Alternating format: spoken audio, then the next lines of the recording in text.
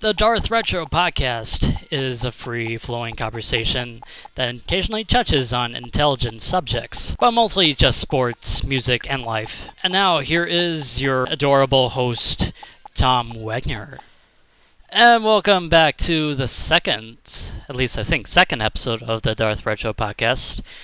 I'm taping this on a kind of a cloudy Saturday afternoon here in August, the first Saturday in August of August 4th. Alright, so a little bit of some podcast news. I'm gonna probably stick to just posting these on YouTube, since trying to put them on iTunes is like pretty much you basically have to do a million things just to figure out what to do with just one episode. So for at least for right now, I think I'm just gonna put these on YouTube and not on iTunes, I suppose. But well, I don't know. Maybe once I figure out the kinks of working this podcast thing on iTunes, maybe I'll post the rest of the episodes on there. But I think for right now, I think just YouTube is pretty much best. Alright, let's get to it with some topics. Well, this second episode's not exactly going to be as content-filling as perhaps maybe some of you probably expected from the first one, but the first topic I'm going to talk about is postgraduate syndrome, which is like, I don't know, ever since I've been a college graduate, since May of this year, I don't know, it's gonna feel definitely a little weird come September when I see all my friends back in school working on their degrees and such. But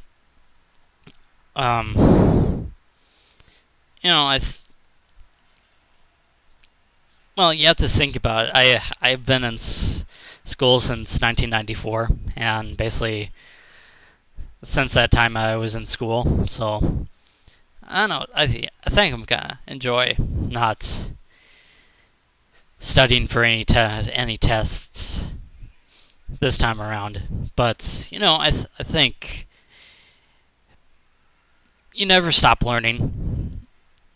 At least you don't have to take exams or tests and such as that. But you never stop learning after school. Well, I believe the last time I did this podcast, I mentioned that I was working. I guess I could probably talk a little bit about what I do for my work. I basically work for the Fargo Country Club, which is basically a member-owned country club here in Fargo, and it's actually a pretty good job. I'm not gonna complain about it, but it's basically it's a dishwasher position, which most of the time I just do the pots and pans and stuff, but I usually help out with another person with putting stuff away, like plates, glasses, pots and pans, and whatnot. It's basically the pay is about $8.25 an hour, which is really good. And it's basically 3 days a week or so. The first week I started there, which was about a couple weeks ago, was I had to do 5 days a week because they needed help with this golf tournament, which, if I remember right, was it was called Bend in the River Golf Tournament. So it was basically busy from Friday and Saturday of that week, which was seven. It was the 21st and 22nd of July. So, but other than that, I pretty much just worked 3 days a week. So, my last day was last night, which turned out to be quite a bit of a chaotic day. We served about 200 or so people, and it was pretty much chaotic from 7 o'clock to about I guess about 10 p.m. Which I actually prefer to have it be busy than just be like really quiet, because when you're busy, pretty much time flies, and when you're not really that busy, it's time can go just so slow, but most of the time it's usually the slow days, which those are not that bad either, I guess, but I live for the busy days. And of course, just my luck. There was basically a huge storm, severe storm last night, which I didn't really see it all that much because I was pretty much working the time it happened, which was 4 p.m. to about midnight. So I was basically there for about 8 hours, which is kind of normal, Sometimes those slow days are usually I can get out by 11:45 or so, but those days are not usually often when I get out like 11:45. But 8.25 an hour plus or times like 7 to 8 hours is like at least $60-70 a night, and minus some of the deductions I get, it's at least about $50 a night. So it's definitely pretty good, but I'm not gonna complain. Well, some of you probably already know that I'm pretty much a huge Red Sox fan, and unfortunately, this season that's not as been good as last season, minus September of 2011. Blah. But it could be worse, I suppose. It could be pretty much the clubhouse could be absolutely disintegrated. There could be absolutely no sign of leadership at all, and basically management is looking head over heels over itself about being fired, which certainly is definitely a distinct possibility, But I'm not really a big fan of Bobby Valentine. But I've always been a fan of Francona. I've always been a fan of Francona. Ever since he basically saved the team from being once again the laughingstock of Major League Baseball, as being the team of chokers, to basically being the team of champions in less than 1 year.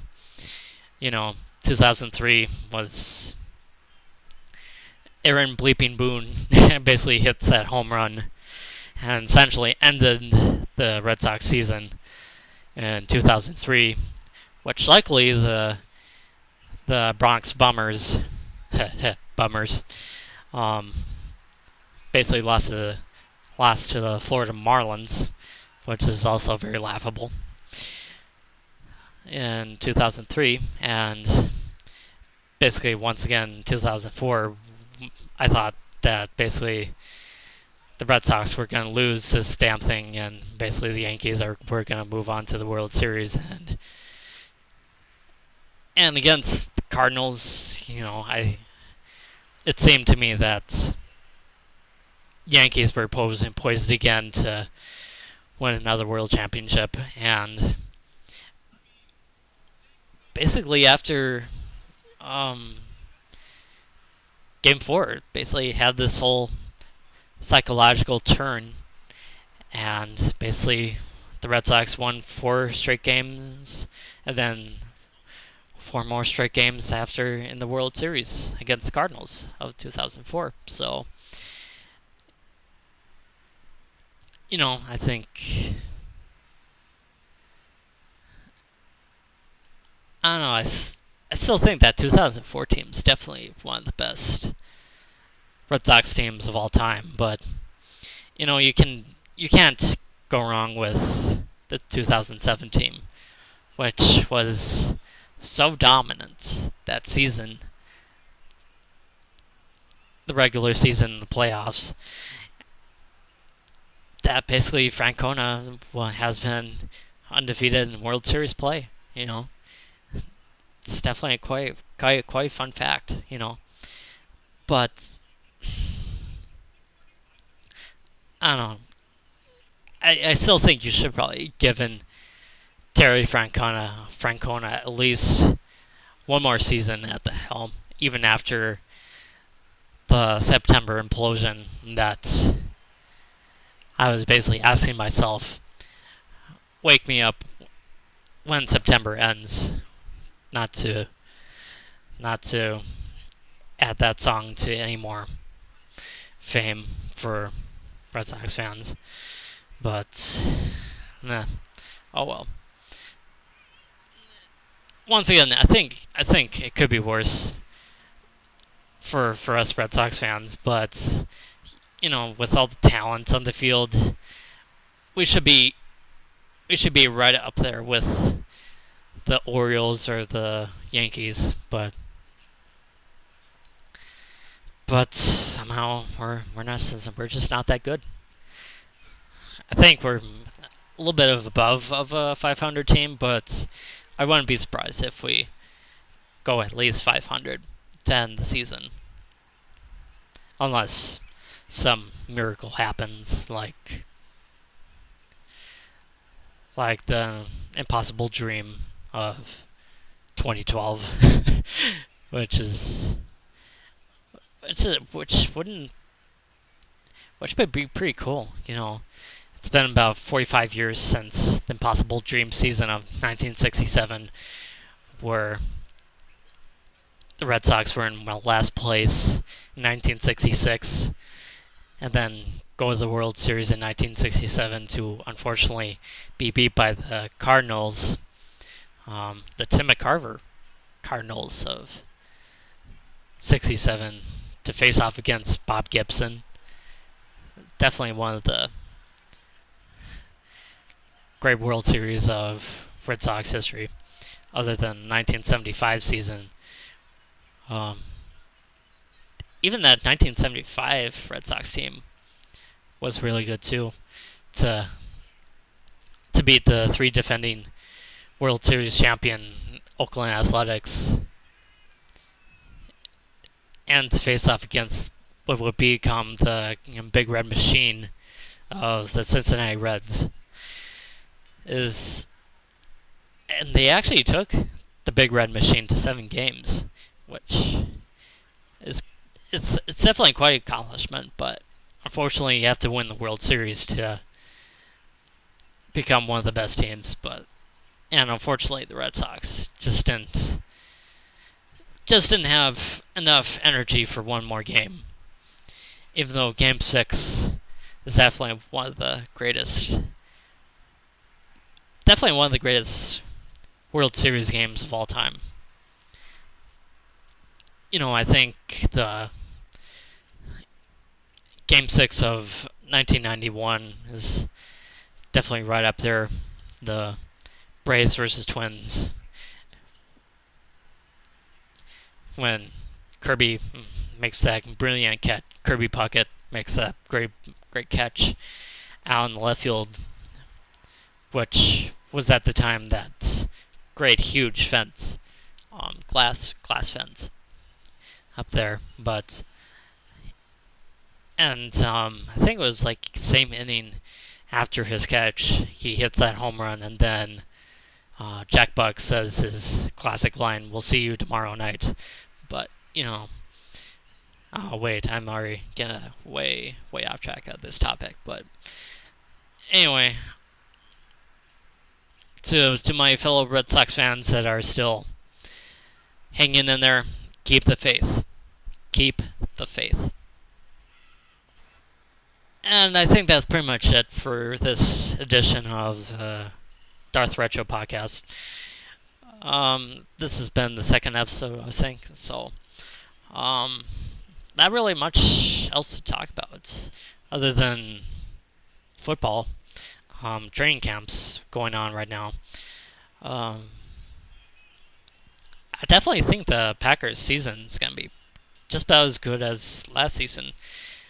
Are the Packers going to be as dominant as last season? No, I doubt it. I think their schedule is a little bit more tougher. I'm trying to remember what opponents they have this season, because they had the AFC West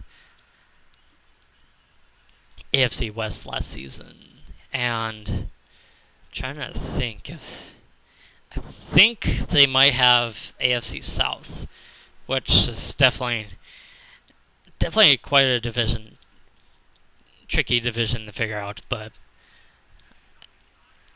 if I remember right, I think it's the AFC South that they play this season. I think the Lions are going to be better, if not just about as better as last season. The Bears are going to be tricky. The Vikings are not that good. I can tell you that much. Ziggy Wolf, the Vikings are not going to be division winners. Sorry, pal. You can probably pretty much expect your fans to expect a division title even more, especially now that you basically asked them to pay for this big, huge stadium. And, I think, I don't know. I think the Vikings are not going to be that good. I think they might have a couple more wins than their 3-13 season, but this is kind of my analysis of the Vikings football team. They just have to keep Ponder happy and Adrian Peterson healthy. But other than that, the talent, the talent's not quite there. It's gonna take a while for them to be as relevant as they were a few years ago. But yeah, the division's definitely improving quite a bit. It's not gonna be an easy road to 15-1. I think the Packers are gonna get to at least 12-13 wins, at least, and it's really gonna be battle for.